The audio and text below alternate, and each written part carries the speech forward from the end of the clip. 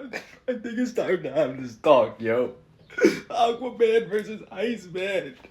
Let's talk about it. Moment Aquaman was connected to the blue, everyone was comparing him to other hydrokinetics. The main one, or one of the main ones in Marvel's side, was Iceman. And I think it's enough time in development on Aquaman's part where this is actually discussable. And I'm going to be breaking this video into multiple parts. I'm going to be breaking down their physicals first and why they might or might not be relative. Then I'll go into their abilities and then differences that make them unique compared to one another. Start with my boy Bobby's physicals, and his methodology of physical attacks are a little bit different than other individuals because he's not directly punching you. It's more ice projection. The speed and velocity is able to force ice onto another individual. In mind, Iceman is like one of the 5 individuals who actually do any sort of damage. Onslaught, but he bypassed his psionic shielding. Top 3 telepaths of all time during this point, mind you, and he busted through that bad boy. Got multiple instances of him being able to just physically overpower the Juggernaut in short instances. I know Iceman's really good at utilizing his cold manipulation in order to amplify his physicals. Name me any other like Omega level physically, maybe outside of Exodus, who's going to be able to do this to Juggernaut. You can't.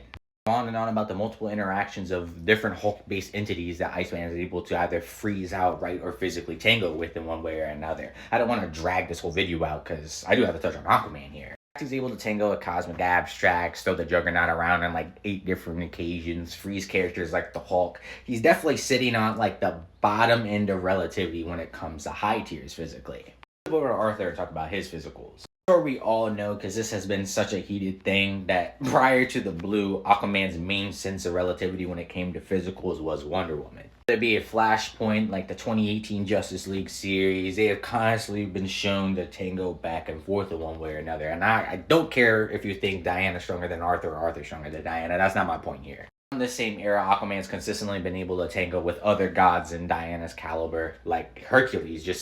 This lasted, I think, 3 comic issues, and at the end of it, Aquaman, again, actually able to get that dub off of him. It was New 52, though, so if you don't want to apply this to Aquaman, I'm not going to be mad at you. Moving on, after getting connected to the blue, Aquaman's already decent physicals got boosted to an astronomical degree. Actually being able to defeat gods on his own, like Dagon.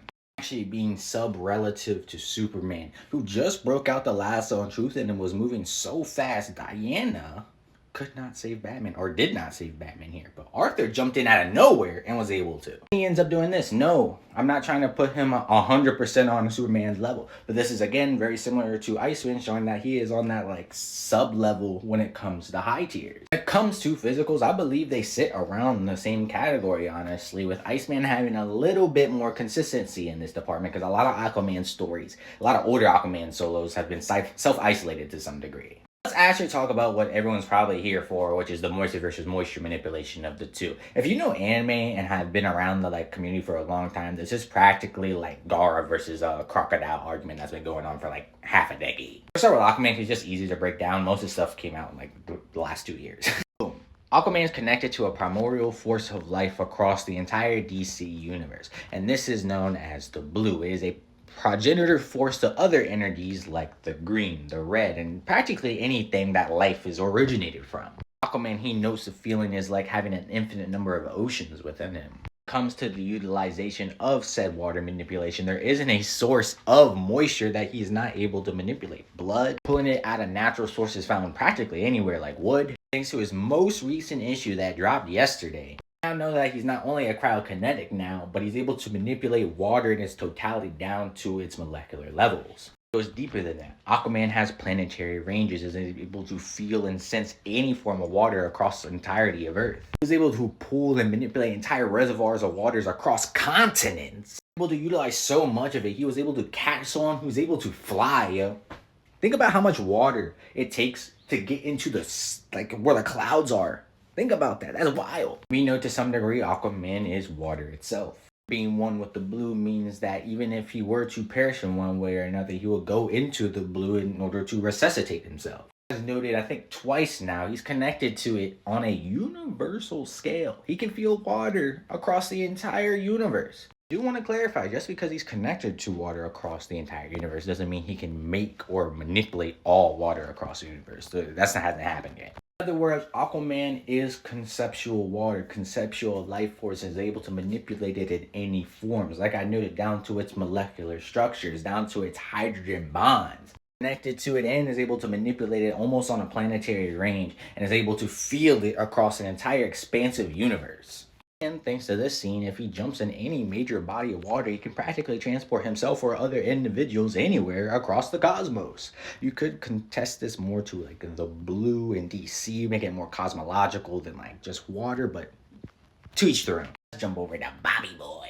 Specify Iceman's main Omega level ability is temperature manipulation, but he got so potent and versatile in this degree that subcategories like hydrokinesis and cryokinesis also became Omega level. Is reinstated in Marvel Voices X-Men as Storm notes that both herself and Iceman are Omega level hydro and cryokinetics. There's no upper limit to what he can do. He's limitless in this regard. I know this because I forgot, but so is Aquaman's to some degree. Talking about Bobby. Iceman ends up telling us in Astonishing X-Men issue 64 he's connected to all forms of moisture across the entire planet. He too, after being checked marked by Ymir, absorbing the Black Winter and beating the patron of stagnation Ixalan, his powers also work on the primordial / conceptual scale. Iceman is a masterclass construct manipulator. Just pause to read this whole panel because it's insane. But on top of that, we've seen him make giants, dozens of clones of himself, all with autonomous movement, practically being their own entity, byproducts or attachments to Iceman himself. He can be at multiple places at once, literally. Take my word for it. Take his. Last but not least, Iceman's powers work down on the quantum scale. Practically every scale we've seen him, molecular, atomic, quantum, the whole 9 yards. There isn't a degree of physical structure Iceman cannot manipulate in some way. Now we can jump into the differences here after going through that whole spiel. On Aquaman's side, he's obviously a lot more vast in terms of range of what he can do with the blue, being able to span across an entire universe, either be it teleporting, feeling the moisture, etc., etc. But on Iceman's part, he's a lot more intricate, a lot more in-depth. Like again, he's able to affect the very fundamental components of what makes up anything in the universe. Aquaman eventually will get to that level, but Iceman just has so much more consistency in this regard. Aquaman's gonna really struggle when it comes to like trying to tug a war with Iceman here. Both are their elements. They're practically elementals in its full right. Aquaman can become moistureful. Iceman is an Iceman. So like again, it's more gonna come into a tug of war of their abilities. And Iceman right now at least just has so much more intricacy, consistency, the whole 9 yards when it comes to being able to do such a thing. But I think in power wise, they're pretty relative at this degree. Like those two comic series was enough to boost Aquaman, again, like I noted, to practically match anyone band to band when it comes to, again, physical force of water manipulation. Aquaman has the whole telepathy aspect of it all, but we haven't really seen him do this to anyone of high end since like the 90s against Despero and Martian Manhunter. But with him being enhanced by the blue, his mind control abilities over anything moisture should be astronomically boosted. We just don't know to what degree yet. I really wouldn't have to worry about this, to be honest, because he has, again, like 4 decades worth of consistency of fighting the best psionics in all of Marvel. I think Arthur is pushing Bobby to an extreme diff to a point where it's going to come down to intricacies of their abilities. And like I noted, Iceman is a lot more intricate than Arthur is when it comes to the fundamental aspects of what moisture, cold, etc., is. The things Arthur is doing is like you can cross compare almost 1-to-1 now. It's just Iceman has so much more, not you could cross pair 1-to-1 instance, but then Iceman has another instance, another instance. Quantity and quality versus just quality right now. I think that's a good way to describe it. Man could outpace Iceman depending on how this series goes with the writer. Like if they start, like they actually do allow him to affect entire like solar systems worth of water and moisture, then sure. At that point, he will probably beat Iceman. Right now, though, I just think Iceman is too intricate in his skill sets in order for Arthur to actually beat him.